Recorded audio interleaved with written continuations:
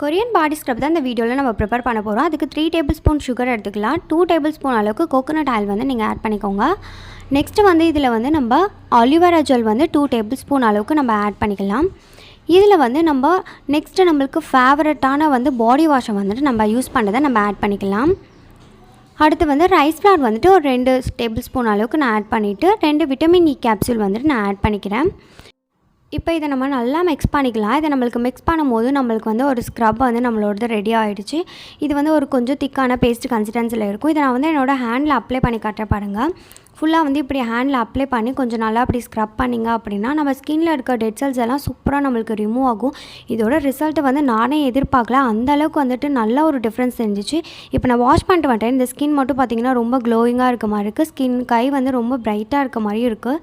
நல்லா உங்களுக்கு சேஞ்சஸ் தெரியும்னு நினைக்கிறேன். இதே மாதிரி நிறைய யூஸ்ஃபுல்லான வீடியோஸ் பார்க்கணும்னு நினச்சா மறக்காம நம்ம சேனலை சப்ஸ்கிரைப் பண்ணிங்க. தேங்க்ஸ் ஃபார் வாட்சிங்.